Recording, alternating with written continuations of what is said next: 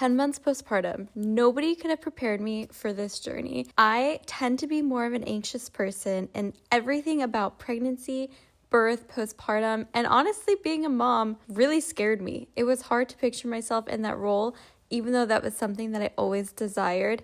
And after giving birth, I am just on like this high that has never gone away. I love being a mom so much. Like, I can't even describe how much I love being a mom and how I wouldn't want my life to be any different. And even with all the things that have gone on from pregnancy symptoms, giving birth, and postpartum, every second is worth it. And in today's video, I'm going to give you all the details of what to expect when you're postpartum and what that newborn phase is really like. Postpartum is such a scary time. I feel like some people put way too much emphasis on it, and some people are so focused on the pregnancy and birth that they're like, wait, what's happening to me after birth? So this video is to try to give some insight on what I experienced postpartum, both with like physical recovery and also things with the baby, with sleeping, with breastfeeding, with all the things that came with it. So if you're pregnant and you're like, what am I going to have happen to me after I give birth? Keep watching this video and hopefully this can help you and make you feel more informed postpartum. I'm going to break this video into different categories, and to start, it's physical recovery. So I gave birth vaginally and I had an epidural. When I went to push, I remember being so concerned about tearing and asking my doctor, am I tearing? Am I pushing correctly? Because I know with the epidural, there tends to be a higher chance of tear, and I obviously did not want to tear. So I kept asking, she's like, you're good, everything's good. But once my baby crowned and it was time to push her out of me, crown just means that their head is at the surface and ready to come out, I started pushing and they just kept being like, push, push, push. And so I've never given birth before. I did all my pushing in one go, and people are like pressing on my stomach and pulling and like just so much going on. Like 6 nurses didn't know they like pushed my husband out of the way and all these things. Her shoulder, my daughter's shoulder, got stuck. So because of that, the nurses and doctors were doing everything that they could to get her out, and in the process, my daughter broke her clavicle and I had a 3rd-degree tear. So unfortunately, that is one of the more severe tears that you can get, and it did require stitching. So my recovery for that was probably longer than the normal. They say that the normal recovery is 6 weeks. It probably took me 3 to 4 months before I finally stopped feeling any symptoms. It took quite a long time.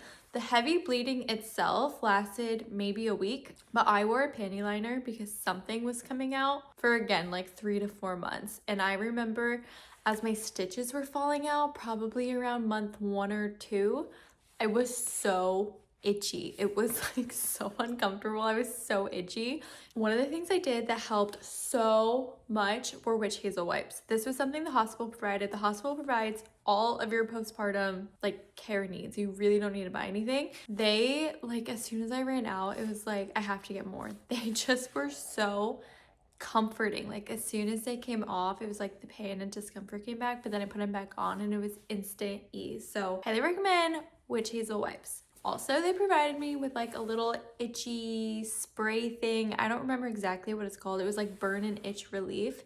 This was also very helpful, especially when I went through the itchy phase.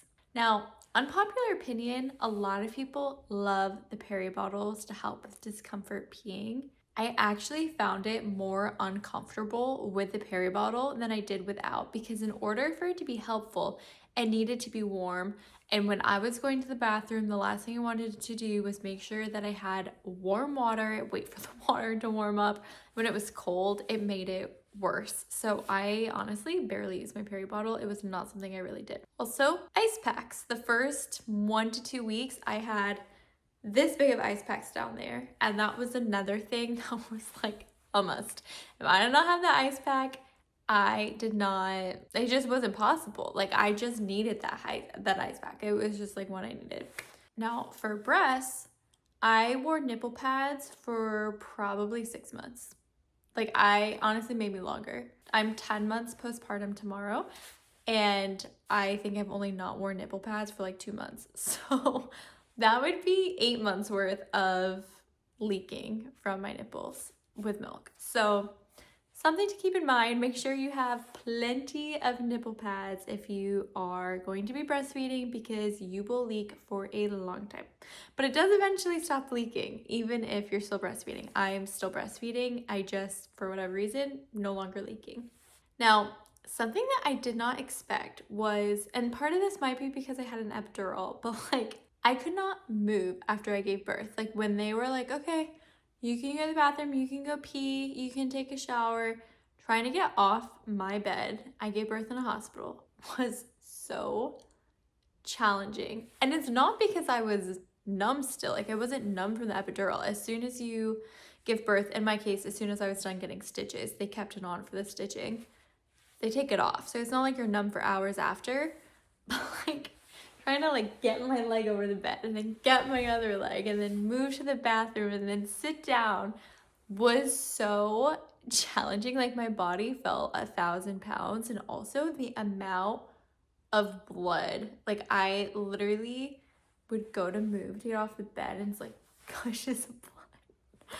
Sorry, I should have given a trigger warning. There's obviously a lot of blood after you give birth, but I just did not like like you just feel like it's almost like my water breaking, but with blood over and over again.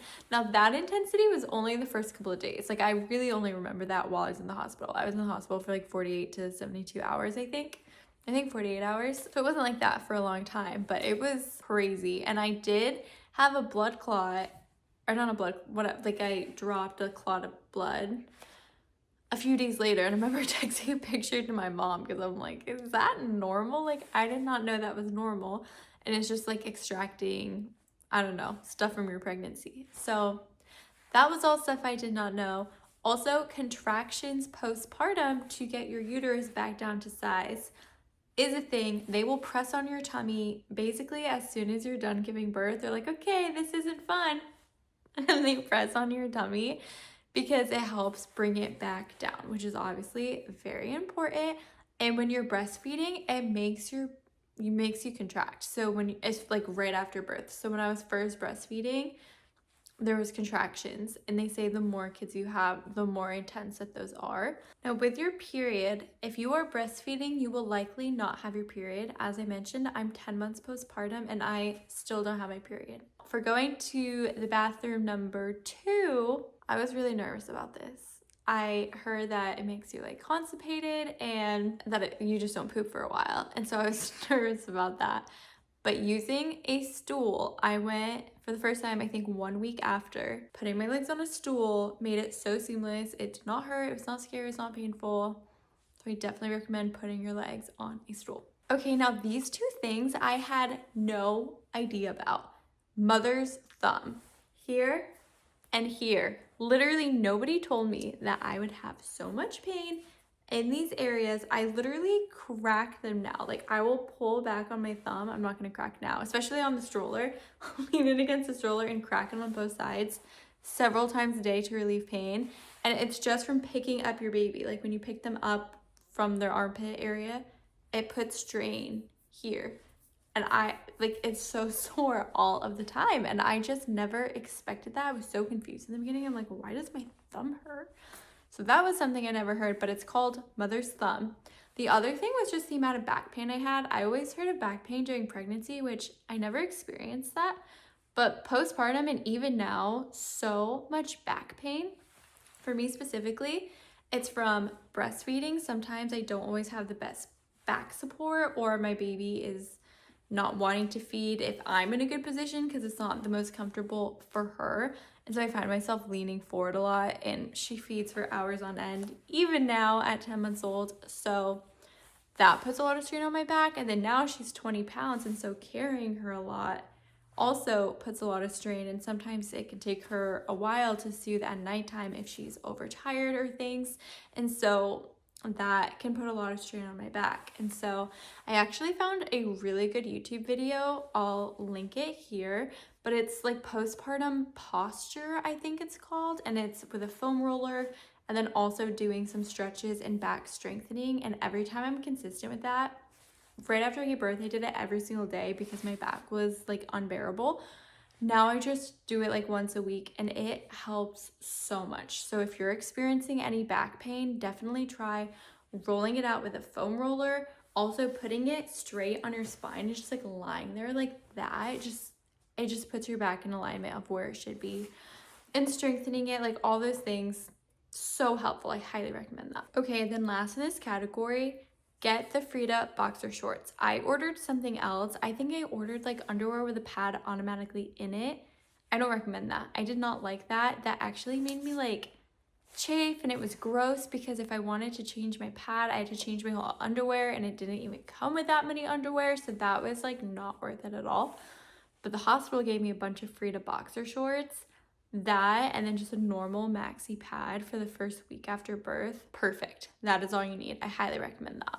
Next is breastfeeding. I already hit on a few of these with the contractions, the nipple pads, and the back pain. Something else to note is I experienced like a lot of stinging in my boob. Like when my breast would fill up with milk and I didn't feed right away, it would kind of sting, or if they were both full and I was feeding on one, the other would sting while I was feeding. And that's still something that happens occasionally. I was somebody who overproduced. I just remember for the longest time, it would like spray out in like 4 different directions. And when my daughter was really young, she would cry from that. And then she would just kind of like take her head off and wait for it to sort itself out and stop. And then she would continue. And that was so funny. That did eventually even out. I actually forgot about that until right now. That did eventually even out. And I think that was part of the stinging, is I was just really overproducing my milk. She still eats a lot. My baby just eats a lot. And so I produced a lot, and that was a symptom that I experienced with that. Another thing is mastitis. I had never heard of this until it happened to me, which is basically when you get an infection in your breast. And in my case, I've had it twice. The first time was when she started sleeping more through the night and I wasn't feeding at night, and so that milk kind of built up throughout the night. I got it, and then the second time was when I was doing an additional pump during the day, and that increased my production, and then I got it from that. So the first time I did not need an antibiotic. The second time I did. I found that sunflower lecithin, my sister-in-law recommended that to me. Once I started to feel that pain and discomfort, because that's the first thing you'll feel, it's just like a lot of pain, sort of like that stinging feeling, and just feeling very full. Sunflower lecithin really kept it at bay. There's been a handful of other times where I felt like I was going to develop it, and I just took one of those a day, and it really helped so that it never developed. But the main symptoms when it did develop and I did have to take an antibiotic was just a fever and chills. Now, another thing I wasn't aware of was the witching hour, and also cluster feeding. Once it hit maybe like 6 p.m. until I want to say midnight, this lasted for the first 3 months. She ate nonstop and she cried nonstop, and it was like nothing you could do to really make her happy during that time, and that's very normal with newborns. And I'd say the first 2 to 3 months is when it was at its worst, but that was something I didn't know about. Okay, then lastly, for breastfeeding, I definitely did not see this coming.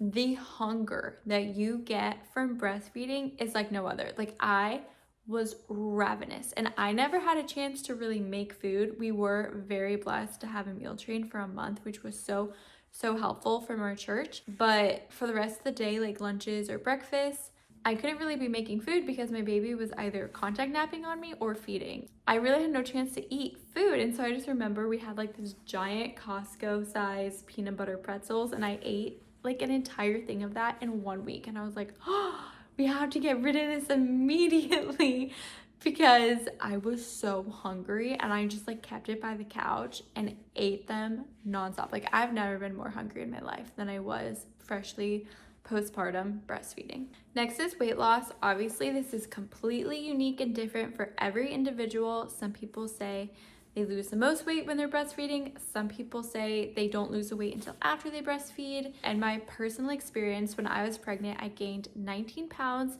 I lost all of that except for 5 pounds within the first week of giving birth. And then I held on to those 5 pounds until about 6 months, no, it wasn't that I was actively trying to lose weight and just couldn't. It just wasn't something I was really prioritizing. Obviously, I was focused on my baby. And as I mentioned, I was ravenously hungry. And so I wasn't going to restrict myself, nor would I advise restricting yourself if you're breastfeeding, because breastfeeding does burn about 500 calories on average a day. So it's actually good to have some extra calories to accommodate that, especially if you're also working out and moving or anything. But once I hit 6 months, I was able to lose those 5 pounds and actually lose additional weight as well. Okay, next is the actual newborn phase, what to expect in those first few months postpartum with your newborn. Now, something that I was so nervous about, this was probably the number one thing I was nervous about with the actual baby. The number one thing was giving birth that I was nervous about. But having a baby was sleep. I just was like, how am I supposed to function if I don't sleep well? I don't feel good. How am I gonna like take care of this person and be up so often? It was so much easier than I thought. To be honest, I think right now going through my sleep struggles with her at 10 months old is a lot harder than it was as a newborn, because in my experience, again, they're all different. She was pretty good at going to sleep in her bassinet. I'd wake her up at the 2 hours, we'd feed, she'd fall asleep feeding, I'd put her in her bassinet, no problem. Now, something I didn't know or expect is if they're gaining weight well, you can increase that fairly quickly. So at her 2-week appointment, I was able to increase that to 3 weeks. So I was only doing every 2 hours for 2 weeks. Then in 2 weeks, I could increase it to 3 weeks. And then by 1 month, I could increase it to 4 hours. And I did stay on 4 hours until 2 months old, even though they told me I could go the entire night, just because my sister-in-law is a lactation specialist and she advised me to go every 4 hours so that I didn't lose my breast production. So I did go every 4 hours for an additional month. But then at 2 months, my baby started sleeping through the night, and she did until 6 months old. So that was so much better than I imagined. But in the same realm of things, I did not know that trying to get your baby to sleep in their own space was hard. Like, I was like, that's their bed. You put them in their bassinet and they sleep. And I remember the first night coming home from the hospital, because the bassinet at the hospital, she slept no problem. And I'm like, great, I'll sleep in my bed, you sleep in your bed. Although I guess that's another thing to add. They sleep so much that first day in the hospital, like basically the entire day. And I remember she barely even fed. And I was like, is this normal? And they're like, yes, the first day they're just sleeping. But when I went home on day 2 or 3, I put her in the bassinet that I was so excited for. I got the one that like rocks and soothes, and I was so hyped about it. Didn't like it. And I'm like, what the heck? I didn't know that was a thing. After I kind of got over that initial hump, you know, we started putting a heating pad in it to keep it warm for her. I think that's really all we did. Maybe we did the sound machine right away too. I think we did that as well. So the heating pad and the sound machine we did right away. And she slept no problem in her bassinet. Now the crib, that was the 6-month transition. That's been a lot more difficult, but the bassinet was fairly simple for us once we implemented those 2 things. But when I first put her in there and she started crying, I was like, what the heck? I didn't know like contact napping was a thing. I didn't know they just want to be on you. I didn't know they thought they were the same person as you until they were 6 months old. So those are all very new things for me to learn. Okay, baby laundry is something I also like vastly underestimated. I knew people were like, yeah, you're always doing laundry. And I'm like, how much laundry can you really be doing? I did laundry daily in the beginning. Now at 10 months, once a week, she pooped through everything. They poop so many times, like 8 times a day. I'm just throwing that number out there. I don't remember the exact amount, but a lot of times. And so you are washing all your things, trying to get the poop stains out, trying to get it clean. I remember immediately ordering 2 sleep sacks because she only had one, and then she'd poop in it every night. And we're like, well, now what do we put you in? And so we were like constantly washing the sleep sacks. And those I remember were on warm, so I couldn't even wash the other things because most baby clothes are on cold, but the sleep sacks were on warm that we had. And speaking of poop stains, someone from my church told me peroxide, hydrogen peroxide, and dish soap and water mixed in a bottle was good for poop. So good. Still use it to this day. If it's a really bad like blowout, sometimes it takes a few washes to fully get it out, but I think I have basically gotten, I'd say like 92% of all poop stains for the whole 10 months out from that. So highly recommend that. Also for laundry detergent, you don't need a special baby one. They are going to up the price on all of those baby ones. You really just need one that's fragrance-free, scent-free, just something with holistic ingredients. I personally use Miracle sheets and it's cheaper, and I also have no problems with her with that. She's never had a breakout, never had a reaction. It's completely fine. So if you're trying to save some money, try just doing a normal fragrance-free laundry detergent rather than getting a baby brand. Now, I know people are pretty intense about their swaddles. My baby hated swaddles. To this day, she does not like being constrained. She does not like being, unable to move. So that was something we just never did. Another thing we never really did were pacifiers. We were told that if you use a pacifier in the first few weeks, it could confuse them with breastfeeding, and my baby was really good at breastfeeding. I was very lucky with that, and she had a great latch, and I had no issues breastfeeding. So I didn't want to mess that up. So we introduced a pacifier later, and to be honest, she doesn't really take one. She will chew on it as a teether, but if she needs soothing, she doesn't use it. And that was something I guess I didn't realize either, was that they might just not take a pacifier. And same with bottles. I never pumped, so that wasn't something I did. And then as I started having some people come and watch so I could work and things, she wouldn't take a bottle. And I was like, I just kind of assumed you gave him a bottle, but because she had never had a bottle for the first 4 months of life, she's like, what the heck is this? I want it right from the tap. So that was something I didn't realize either. Another trick, I know these are a little all over the place, but I'm just trying to think of all the things. Gas. They can struggle with the gas a lot in the beginning. Cycling their legs like this, like a bicycle, really helped. She would honestly fart on demand half the time when we did that. Now back to sleep for a moment. Something we also did, because I mentioned she slept seamlessly in the bassinet if we just used a sound machine and a heating pad. But something else we did, I know a lot of people say drowsy but awake. That never worked for us. If we put her in drowsy but awake, she would cry, and she's very persistent. She really would not stop crying once she started, ever. Even if you do the whole wait 5 minutes, wait 10 minutes, wait 15, no, she doesn't stop. So what I would do is I'd have her fall asleep on me. In the very beginning, in the beginning I'd say I kept her for about 10 minutes. Then I would transfer her to the bassinet. We were good to go. And once you hit 4 months, their sleep cycles change and they start having a normal adult sleep regimen. She would wake up every 30 minutes, or she would wake up the first 30 minutes every time. So I held her for 30 minutes. She'd wake up on me and be able to fall back asleep, whereas in the bassinet, if she woke up, she would cry, go back to sleep, and then I transferred her. And then we were also good to go. To this day, I still do that with the crib. If I put her in awake, it is a no-go, but I only have to wait really 5 or 6 minutes now. But that was something that has worked really well for us. Now baths, that is something else that I did not know would be difficult. I thought kids loved baths. She loves them now, but when I was giving her a sponge bath on the table, I had so much anxiety. And I think she sensed my anxiety. Kids can feel anxiety. Babies can feel when other people are anxious. And I was just like, honestly, I don't even know what I was anxious about. When I think back on it, I do not know what I was anxious about. But I was so scared. I hardly gave her a bath. I hated giving her a bath. And she hated it. She cried the entire time. And I'm like, this is horrible. We're torturing her. And part of it is probably the water was too cold, because once I put her in an actual bathtub, the water was warmer. I think that helped a lot. We made it more fun. I just told myself, we're not gonna be anxious, started singing songs, splashing. She had one of her first crack ups. She laughed so hard in the bath when she first splashed, and I was like, what is this? This is so fun. So that's definitely a tip, actually. I didn't mean that to be a tip, but keep in check your emotions, because that will affect them. And if you make something fun and it's something they don't like, you'll probably help them feel better about it versus feeling anxious if you're anxious. But yeah, she didn't love the sponge bath, but she got used to it after a few times. So if your baby doesn't like it, maybe check the temperature, make sure it's not too cold, and just make it a fun experience for them.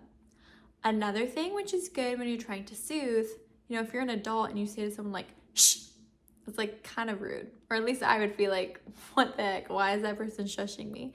But babies actually love being shushed because it reminds them of the noise in the womb. So if your baby is crying uncontrollably, just a little shh while rocking, and that does wonders. Still do that to this day. Okay, last two things. I mentioned that they feed a lot in the beginning. I used to track it, which I highly recommend getting an app. I have Nara Baby. It's free. Tracked her sleep, diapers, and feeding in the beginning. Now I just track sleep to get her wake windows. Very helpful. If that's something that's not helpful for you, then obviously don't do it. But for me, very helpful. And trying to figure out why she was crying. Like, oh, she hasn't fed for 2 hours. Oh, she's been awake for 3 hours. She needs to go to sleep or whatever.